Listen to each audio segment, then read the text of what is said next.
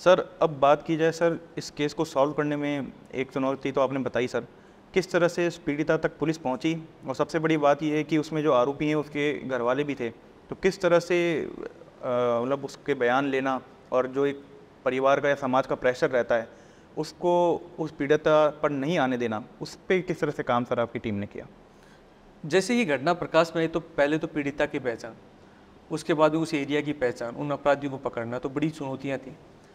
फिर जब पीड़िता की पहचान हुई, पुलिस को एफआईआर प्राप्त हुई, तो पता चला कि ये करते उसके ससुराल पक्ष नहीं किए।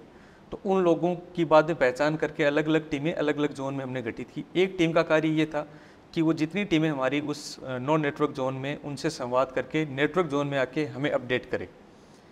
तो सुबह तक हमने लगभग 6 लोग, फिर 8 लोग, 11 बजे तक और शाम तक हमने लगभग 11-12 लोग अरेस्ट कर लिए थे।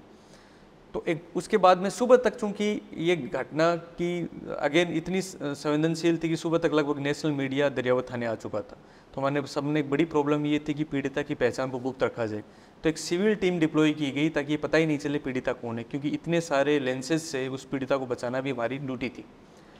अगेन एक बड़ी चुनौती ये उत्पन्न हुई कि हर व्यक्ति या हर एक ग्रुप का लीडर उनसे मिलना चाहता है पीड़िता से। ऐसे समय में जब किसी के साथ में इस तरह की हिंसा हो गई होती है तो वो व्यक्ति मानसिक तनाव में भी रहता है। तो वन स्टॉप सखी सेंटर में कलेक्टर साहब के नेतृत्व में उसकी काउंसलिंग शुरू हुई, और जब किसी ने उससे मिलने की जिद की तो हमने 2 शर्तें उनके सामने रखी कि वन स्टॉप सखी सेंटर के इंचार्ज और प्लस अगर उसके घर वाले आपको ये परमिट करते हैं कि आप मिल सकते हो पीड़िता से, तभी हम मिलने देंगे। तो 1-2 जनप्रतिनिधि के अलावा हमने बाकी उस क्रिटिकल समय में पीड़िता से किसी को, चूंकि दोनों कंडीशन पूरी नहीं कर पाए, हमने मिलने नहीं दिए।